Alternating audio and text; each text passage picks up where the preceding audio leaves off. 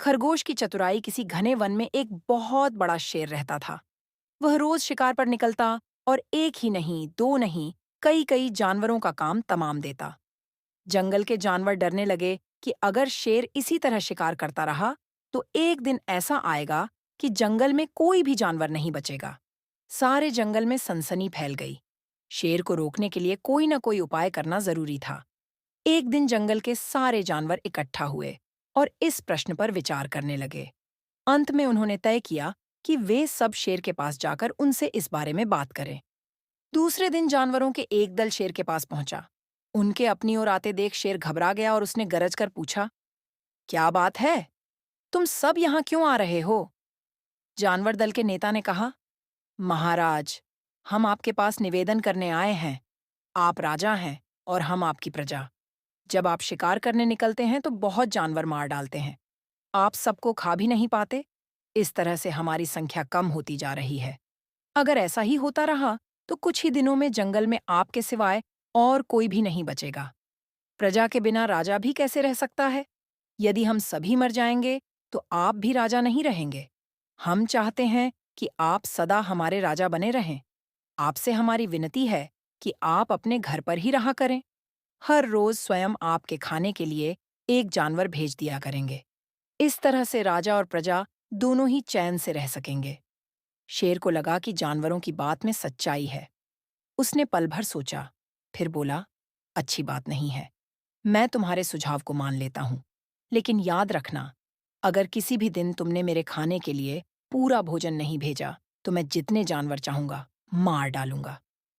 जानवरों के पास तो और कोई चारा नहीं, इसीलिए उन्होंने शेर की शर्त मान ली और अपने अपने घर चले गए। उस दिन से हर रोज शेर के खाने के लिए एक जानवर भेजा जाने लगा। इसके लिए जंगल में रहने वाले सब जानवरों में से एक एक जानवर बारी बारी से चुना जाता था। कुछ दिन बाद खरगोशों की बारी भी आ गई। शेर के भोजन के लिए एक नन्हे से खरगोश को चुना गया। वह खरगोश जितना छोटा था, उतना ही चतुर भी था। उसने सोचा, बेकार में शेर के हाथों मरना मूर्खता है। अपनी जान बचाने का कोई न कोई उपाय अवश्य करना चाहिए और हो सके तो कोई ऐसी तरकीब ढूंढनी चाहिए जिससे सभी को इस मुसीबत से सदा के लिए छुटकारा मिल जाए। आखिर उसने एक तरकीब सोच ही निकाली। खरगोश धीरे धीरे आराम से शेर के घर की ओर चल पड़ा। जब वह शेर के पास पहुंचा तो बहुत देर हो चुकी थी। भूख के मारे शेर का बुरा हाल हो रहा था। जब उसने सिर्फ एक छोटे से खरगोश को अपनी ओर आते देखा तो गुस्से से बौखला उठा और गरज कर बोला, किसने तुम्हें भेजा है? एक तो पिद्दी जैसे हो, दूसरे इतनी देर से आ रहे हो। जिन बेवकूफों ने तुम्हें भेजा है, मैं उन सबको ठीक करूंगा। एक एक का काम तमाम न किया तो मेरा नाम भी शेर नहीं। नन्हे खरोश ने आदर से जमीन तक झुककर, महाराज, अगर आप कृपा करके मेरी बात सुन लें तो मुझे या और जानवरों को दोष नहीं देंगे। वे तो जानते थे कि एक छोटा सा खरगोश आपके भोजन के लिए पूरा नहीं पड़ेगा, इसलिए उन्होंने 6 खरगोश भेजे थे। लेकिन रास्ते में हमें एक और शेर मिल गया। उसने 5 खरगोशों को मारकर खा लिया। यह सुनते ही शेर दहाड़ कर बोला, क्या कहा? दूसरा शेर? कौन है वह? तुमने उसे कहाँ देखा? महाराज, वह तो बहुत ही बड़ा शेर है, खरगोश ने कहा। वह जमीन के अंदर बनी एक बड़ी गुफा में से निकला था। वह तो मुझे ही मारने जा रहा था, पर मैंने उससे कहा, सरकार, आपको पता नहीं कि आपने क्या अंधेर कर दिया है। हम सब अपने महाराज के भोजन के लिए जा रहे थे, लेकिन आपने उनका सारा खाना खा लिया है।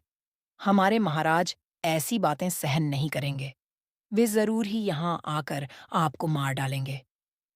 इस पर उसने पूछा, कौन है तुम्हारा राजा? मैंने जवाब दिया, हमारा राजा जंगल का सबसे बड़ा शेर है। महाराज, मेरे ऐसा कहते ही वह गुस्से से लाल पीला होकर बोला, बेवकूफ, इस जंगल का राजा सिर्फ मैं हूं। यहाँ सब जानवर मेरी प्रजा हैं। मैं उनके साथ जैसा चाहूं वैसा कर सकता हूं। जिस मूर्ख को तुम अपना राजा कहते हो, उस चोर को मेरे सामने हाजिर करो। मैं उसे बताऊंगा कि असली राजा कौन है। महाराज, इतना कहकर उस शेर ने आपको लिवाने के लिए मुझे यहाँ भेज दिया। खरगोश की बात सुनकर शेर को बड़ा गुस्सा आया और वह बार बार गरजने लगा। उसकी भयानक गरज से सारा जंगल दहलने लगा। मुझे फौरन उस मूर्ख का पता बताओ, शेर ने दहाड़ कर कहा, जब तक मैं उसे जान से न मार दूंगा, मुझे चैन नहीं मिलेगा। बहुत अच्छा महाराज, खरगोश ने कहा, मौत ही उस दुष्ट की सजा है।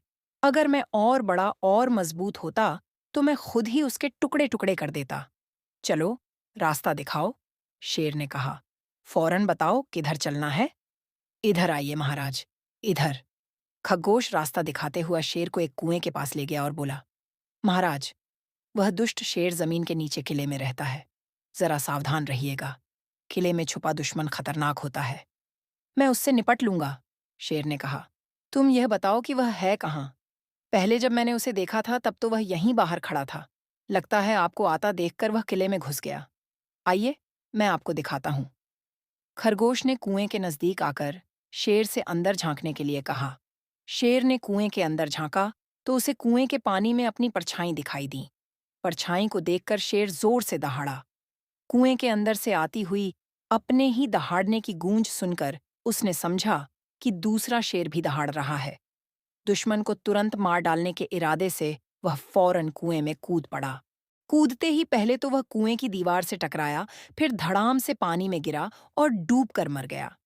इस तरह चतुराई से शेर से छुट्टी पाकर नन्हा खरगोश घर लौटा। उसने जंगल के जानवरों को शेर के मारे जाने की कहानी सुनाई। दुश्मन के मारे जाने की खबर से सारे जंगल में खुशी फैल गई। जंगल के सभी जानवर खरगोश की जय जयकार करने लगे।